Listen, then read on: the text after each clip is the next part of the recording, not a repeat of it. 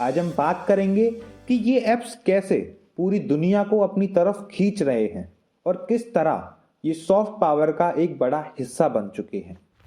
सबसे पहले soft power का मतलब समझते हैं। ये वो इन्फ्लुएंस है जो एक कंट्री अपने कल्चरल, मीडिया, टेक्नोलॉजी और आइडियाज़ के जरिए दूसरे देश पर डालती है। सॉफ्ट पावर का एक एग्जाम्पल हो सकता है बॉलीवुड की फिल्म्स या फिर कोरियन ड्रामा कल्चर। पर आज हम बात कर रहे हैं चाइनीज ऐप्स की, जो डिजिटल दुनिया में अपना राज जमा चुके हैं। हाल ही में यूएसए में एक इंसिडेंट हुआ। सुचीर बालाजी, जो कि एक इंडियन अमेरिकन थे और एक सॉफ्टवेयर इंजीनियर थे, उन्हें हमने ओपन एआई के साथ काम करते देखा था। यहाँ तक कि ओपन एआई को डेवलप करने का मेन काम सुचीर का ही था। लेकिन एक दिन उनकी डेथ की न्यूज़ आई और उनकी मदर ने इस चीज़ को इंटरव्यू में कन्फ्रंट किया कि Suchir was killed by open AI.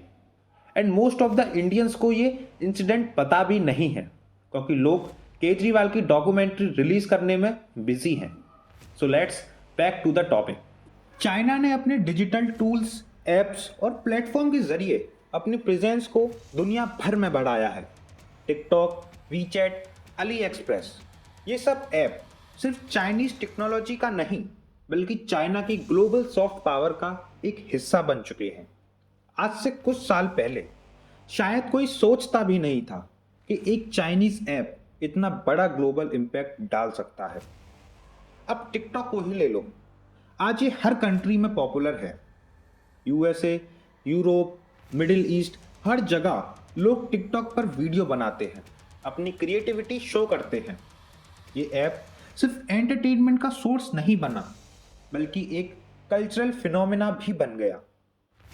TikTok का एल्गोरिदम ऐसे काम करता है कि हर यूजर्स को उनके इंटरेस्ट के हिसाब से कंटेंट दिखाया जाता है। इसने सोशल मीडिया का पूरा इकोसिस्टम ही बदल दिया है।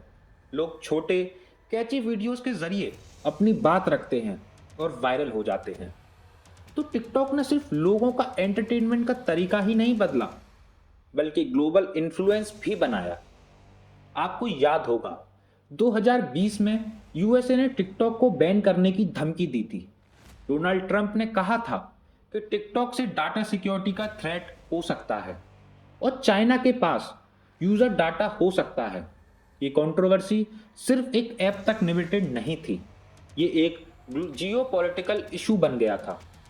यूएसए के लीडर के लिए टिकटॉक का चाइनीज ओरिजिन एक कंसर्न था, क्योंकि उनका मानना था कि चाइना इस ऐप के थ्रू उनके सिटीजन्स का डाटा कलेक्ट कर रहा है, जो सिक्योरिटी के लिए डेंजरस हो सकता है। पर दोस्तों, एक चीज जो इंपॉर्टेंट है वो ये है कि हाल ही में यूएसए में टिकटॉक बैन हो गया। टिकटॉक के बैन होने के बाद भी एक रेड नोट नाम के चाइनीज ऐप ने उसकी जगह ले ली और वहां अमेरिकन्स चाइना का इंफ्रास्ट्रक्चर, वहां के कल्चर से इन्फ्लुएंस होने लगे और कमेंट्स करने लगे कि yes, China is really living American dreams. ये ऐप दुनिया के कई हिस्सों में अपनी जगह बना चुका है। इस इंसिडेंट ने ना सिर्फ टिकटॉक का इन्फ्लुएंस दिखाया, बल्कि ये भी बताया कि चाइनीज ऐप का इम्पैक्ट कितना बड़ा हो गया है कि यूएसए जैसे वर्ल्ड पावर को भी इसका डर लगने लगा है। टिकटॉक के अलावा भी कई और चाइनीज ऐप्स हैं जो ग्लोबल इन्फ्लुएंस बना रहे हैं।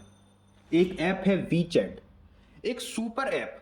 अगर आप चाइना में हो तो आप वीचैट के बिना कुछ भी नहीं कर सकते। Messaging, payments, shopping, social media, सब कुछ एक ऐप में। वीचैट ने अपनी कन्वीनियंस और फंक्शनलिटी के जरिए अपना मार्केट डोमिनेंस बना लिया है। अली एक्सप्रेस को भी कंसिडर करते हैं। ये ई कॉमर्स प्लेटफॉर्म है जहां से लोग डायरेक्टली चाइना से प्रोडक्ट ऑर्डर करते हैं। अली एक्सप्रेस ने अपनी लो कॉस्ट शॉपिंग और फास्ट शिपिंग से दुनिया भर में अपनी पहचान बनाई है। और फिर है शेयर इट। ये ऐप फाइल शेयरिंग और डाटा ट्रांसफर का एक पॉपुलर मीडियम है। छोटी चीज़ें जो हम डेली ज़िंदगी में यूज़ करते हैं, ये ऐप्स उन्हें बहुत आसानी से बना देते हैं। दोस्तों, आपने ये सारे ऐप अपनी लाइफ में कभी ना कभी इस्तेमाल किए होंगे। लेकिन हर देश में चाइनीज ऐप्स को लेकर कंसर्न्स भी हैं। जैसे इंडिया ने 2020 में टिकटॉक को बैन कर दिया था और कई और चाइनीज ऐप्स को भी बैन किया गया। इंडियन गवर्नमेंट का कहना था कि इन ऐप्स से डाटा सिक्योरिटी का थ्रेट हो सकता है और नेशनल सिक्योरिटी भी रिस्क में पड़ सकती है। और ये सिर्फ इंडिया तक ही नहीं, बल्कि ऑस्ट्रेलिया, जापान और काफी यूरोपियन कंट्रीज में भी सिमिलर कंसर्न्स उठाए गए थे। ये इंसिडेंट्स दिखाते हैं कि जब एक कंट्री अपनी डिजिटल पावर को बढ़ाने लगती है तो दूसरे देश अपनी सॉवरेनिटी और सिक्योरिटी को लेकर कॉशियस हो जाते हैं। पर एक चीज जो सबसे इंपॉर्टेंट है वो है चाइना का स्ट्रेटजी। चाइना ने अपनी टेक्नोलॉजी और डिजिटल प्लेटफॉर्म को हर एंगल से ग्रो किया है। गवर्नमेंट का सपोर्ट, रिसर्च और डेवलपमेंट और ग्लोबल पार्टनरशिप, ये सब चीजें मिलके चाइनीज ऐप्स को इतना सक्सेसफुल बना रही हैं। चाइना ने अपने टेक कंपनीज को एक ग्लोबल ब्रांड बनाने के लिए काफी इन्वेस्ट किया है। ये सिर्फ बिजनेस का गेम नहीं है, बल्कि सॉफ्ट पावर का गेम है। अब बात करते हैं इंडिया के बारे में। हम सब जानते हैं कि इंडिया एक सॉफ्टवेयर पावर हाउस है। हमारे पास टैलेंटेड इंजीनियर्स, इनोवेशन माइंड्स और एक ग्रोइंग डिजिटल इंफ्रास्ट्रक्चर है। तो हम भी अपने ऐप्स और डिजिटल प्लेटफॉर्म के जरिए ग्लोबल सॉफ्ट पावर को क्यों नहीं बना सकते।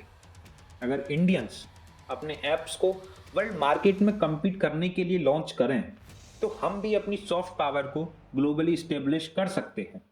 जैसे पेटीएम ने इंडिया में पेमेंट्स को सिंप्लीफाई किया, वैसे ही हमको और इनोवेटिव प्लेटफॉर्म्स को डेवलप करना होगा जो न सिर्फ इंडिया में बल्कि ग्लोबली भी पॉपुलर हो सकते हैं। हमारे पास एक यंग पॉपुलेशन है जो टेक्नोलॉजी में अर्ली एडॉप्टर्स हैं। अगर हम इस टैलेंट को राइट डायरेक्शन में यूज करें तो हम अपने डिजिटल प्रोडक्ट और सर्विस को ग्लोबल लेवल तक ले जा सकते हैं। इंडियंस को अपने डिजिटल पॉलिसीज को थोड़ा और एफिशिएंट बनाने की ज़रूरत है और अपने होम ग्रोन ऐप्स को एनकरेज करना होगा। अगर हम अपने ऐप्स को और यूज़र फ्रेंडली, सेफ और इनोवेटिव बना सके तो हम भी ग्लोबल मार्केट में अपनी पोजीशन बना सकते हैं। तो दोस्तों, हमें देखना कैसे चाइनीज़ और पूरी दुनिया को अपनी तरफ खींच लिया है और कैसे वो ग्लोबल सॉफ्ट पावर का हिस्सा बन गया है। टिकटॉक, वीचैट, अली एक्सप्रेस, ये सब ऐप्स बिजनेस के टूल नहीं बल्कि कल्चरल इन्फ्लुएंस का एक पार्ट बन चुके हैं। आज हमारे लिए ये एक लर्निंग अपॉर्चुनिटी है। इंडिया के पास पोटेंशियल है कि वो अपनी डिजिटल सॉफ्ट पावर को बढ़ाए।